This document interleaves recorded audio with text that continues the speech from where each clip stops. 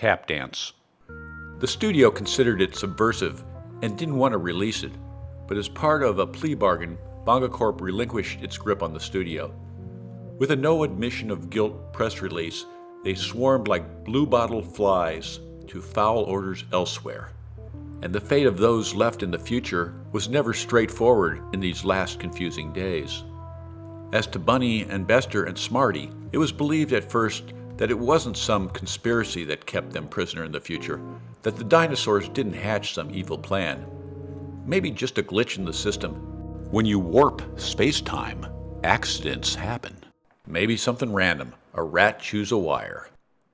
When the new bosses took over, they boldly released the movie as a sign of their progressiveness.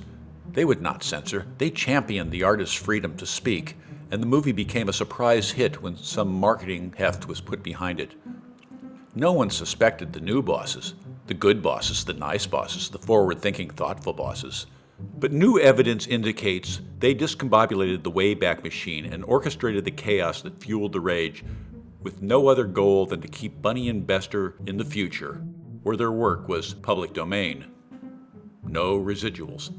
They'd never see a dime. Given this boon to the bottom line, the new bosses couldn't have brought Bunny and Bester back from the future if they'd wanted to. No shareholder would approve. And from the boys' point of view, if they went back to living in the past, they'd be dead.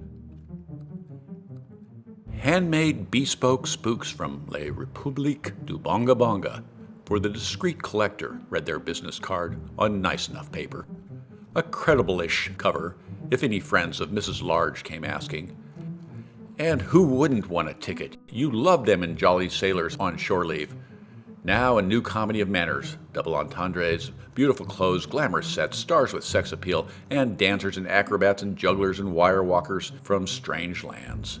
It's wicky-wacky wicky-whack and wild nights at the Love Shack with Bunny and Bester writing the tunes. The palm gods smile down as lovers do what lovers do, swaying in the tropical sun. Feel the beat. Feel the beat come up through the feet. Feel the vibe. Let the vibe glide on a slide from the sky. Bunny and Bester, chivalrous romantics with a code and a reoccurring dream of blue sky and blue water, a reef in the South Seas, and on the bottom of the sea, a blue starfish.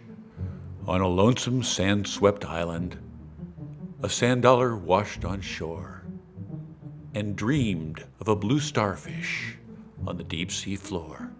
Oh, my love, oh, mi amor, love me, and love me some more. Love me until I am me again. It's Bunny and Bester on the road to Bonga Bonga. Ah, in the nostalgic days of cultural insensitivity, a reprieve from rising oceans, killer bug viruses, pockets of polio, indentured servitude, and tribal atrocities. A more innocent time where government corruption didn't involve terrorist money laundering or fake passports for sale, where lovable cannibals and wily witch doctors got the best lines. But some precautions necessary.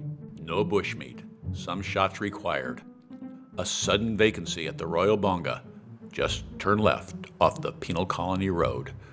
The movie production is in shambles. Real cannibals cooked in the cooking pot built by the prop shop. Bob and Bing bailed without warning. Panic on the set. Was it the fruit bat screeching at dusk? Was it the boiled fruit bat served at lunch? That's life. You're up, you're down, you stand your ground. Our Madcap comics are back in high feather. This way, team, party pros only. Let the new hoovers handle it. We've seen it all before, and right from the start, with their first number, Minnie, Teckle, Parson. And what's it to ya? You knew this was going to be a laugh fest. The men in France wear no pants, and the ladies wear no underwear. Adventure comedy with droll gags ad-libbed by Sam and Lester, with no regard for the fourth wall. Sketches from their stage act refined over decades, and always a wry number such as Tall Totem, Small Scrotum, which Lester sang to Picasso in Three Jolly Sailors on Shore Leave. We all remember how Lester fell for an artist model who looked like Leslie Caron and followed her to the master's studio. Picasso posed Lester as a sailor in Les Demoiselles d'Avignon to be painted out later. The small scrotum line. Picasso wasn't much for laughing at his own expense. This was around when the Mona Lisa was stolen and Picasso and Apollinaire became suspects. These two letters addressed to Art Smitten, aka Smarty, give a tone of the times. The first written by absurdist poet Guillaume Apollinaire, the second by Lester Bester. Salut, Smarty. Thanks for the note. 1911 has been a nightmare year in Paris with the Mona Lisa caper.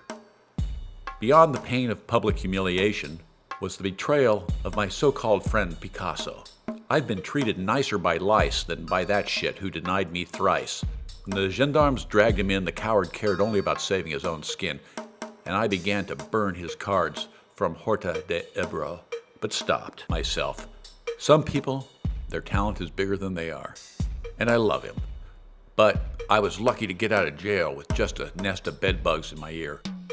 Pisses you off, and speaking of being squeezed between a heel and a fraud, I met your riff-raff pals Sam Bunny and Lester Bester, swept in with the rest of the usual suspects. Truth told, they were a bomb with their toe-tapping tunes. I might visit the gents in Bonga Bonga after your party. From the friendly hand of Guillaume Apollinaire.